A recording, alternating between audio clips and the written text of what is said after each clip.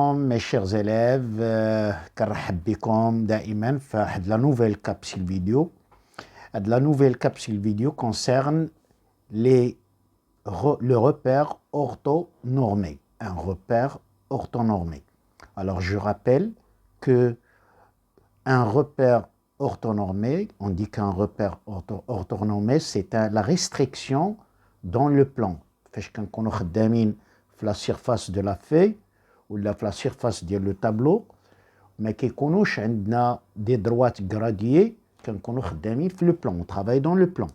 Mais lorsque j'ai deux droites graduées perpendiculaires et graduées par la même unité, c'est-à-dire OI égale à OJ égale à 1 cm, on travaille dans un repère orthonormé. Alors, chaque point dans un repère orthonormé, on l'a vu en cours, a deux coordonnées, deux nombres, le premier l'abscisse et l'ordonnée. Le premier nombre, l'abscisse, et le deuxième nombre, c'est l'ordonnée, كنسميهم les coordonnées de le point A. إحداثيات النقطة A.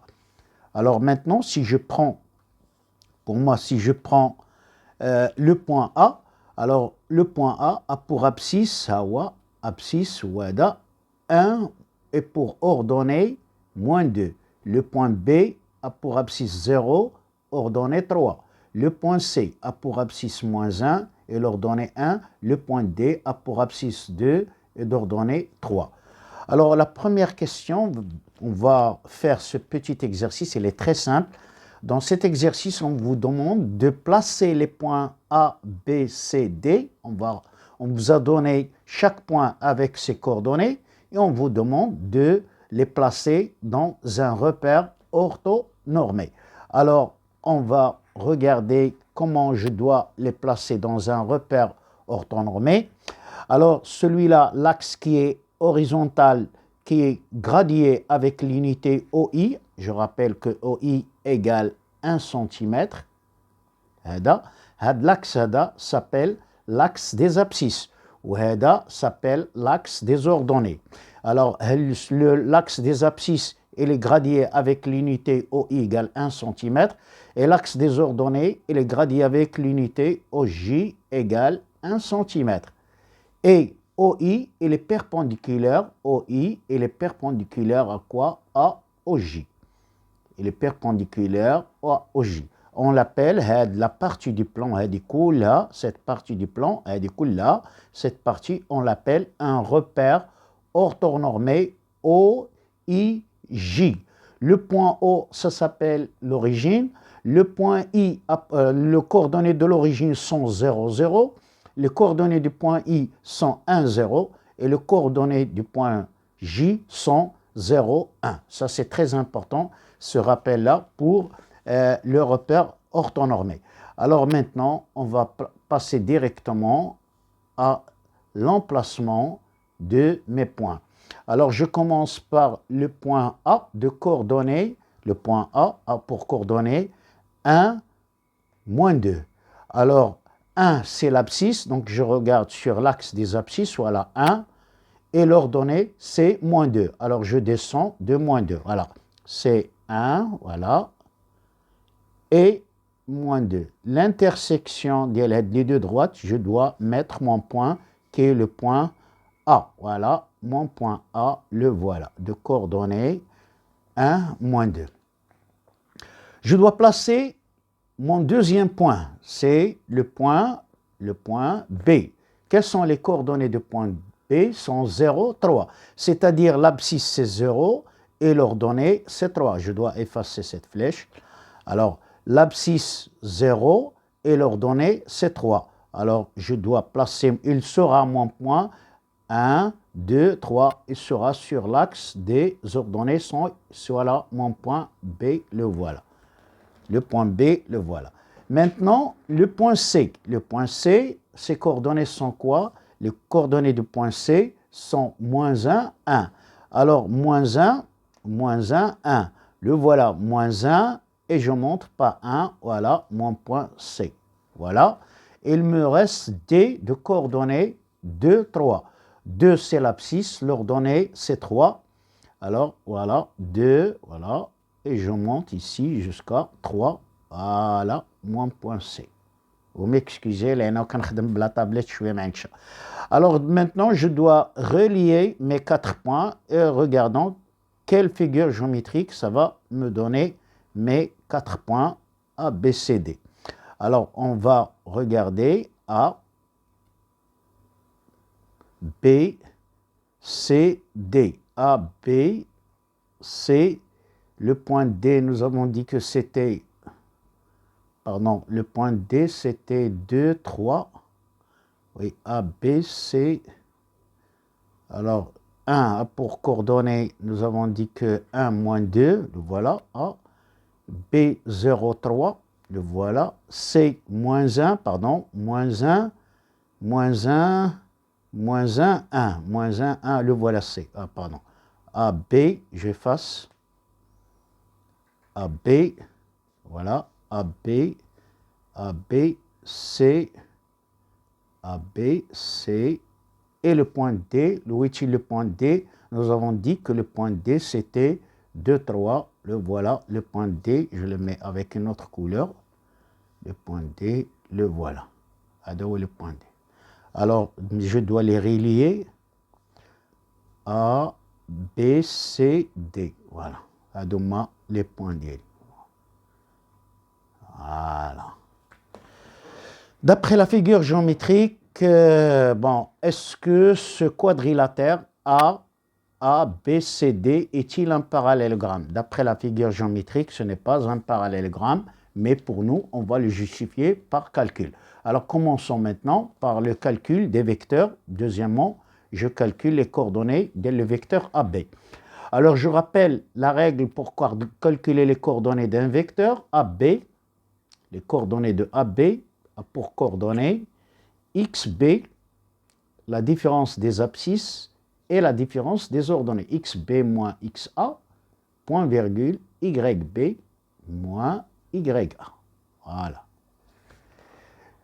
Je mets la formule et je dois remplacer par les nombres. Le AB a pour coordonnées, voilà.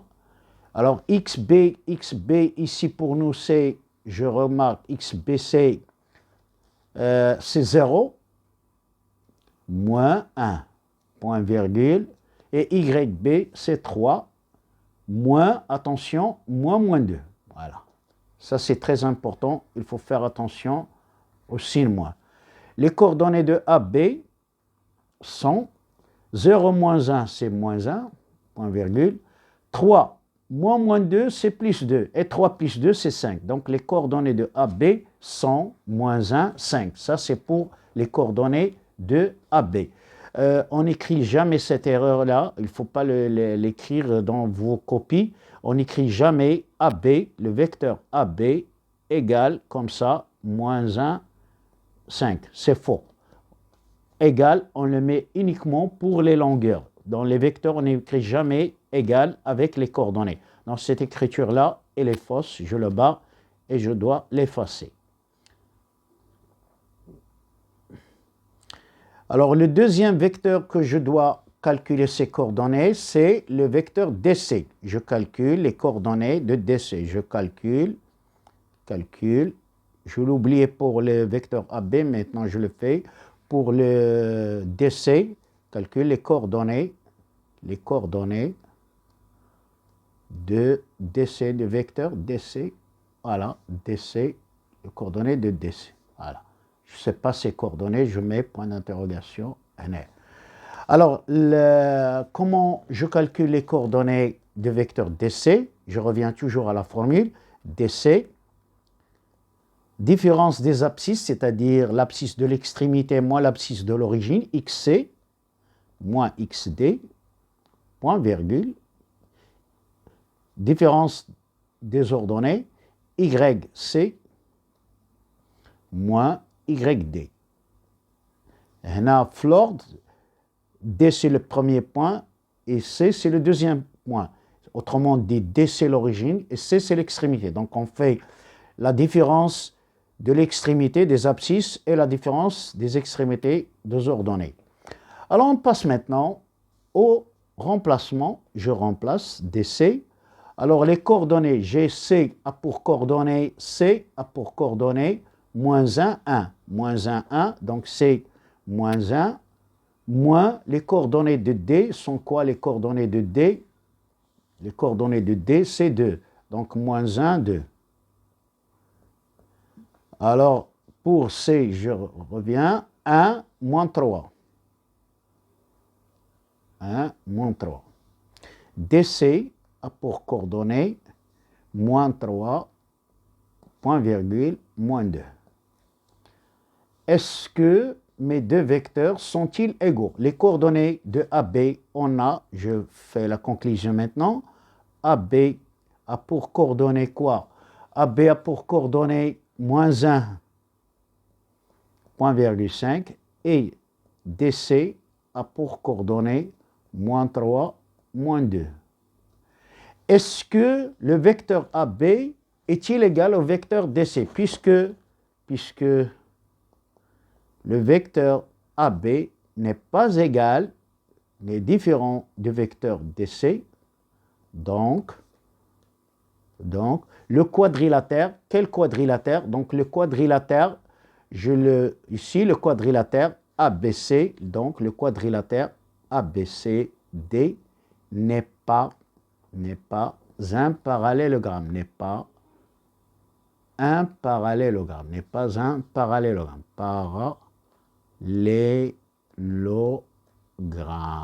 Voilà pour la réponse de cet exercice. Elle est très simple. Alors je rappelle, pour que un quadrilatère soit un parallélogramme, il faut qu'on a deux vecteurs égaux. Ici, je n'ai pas trouvé mes deux vecteurs égaux, alors je peux facilement dire que ce n'est pas un parallélogramme. Voilà pour la réponse, la correction de cet exercice. J'espère que vous avez bien compris la justification, comment on construit les points, comment déterminer les vecteurs, comment répondre à certaines questions de la nature du parallélogramme ou bien n'est pas un parallélogramme. دمتم في رعاية الله. Je vous laisse à la prochaine capsule vidéo. Salam alaikum, معكم السيد العالمي.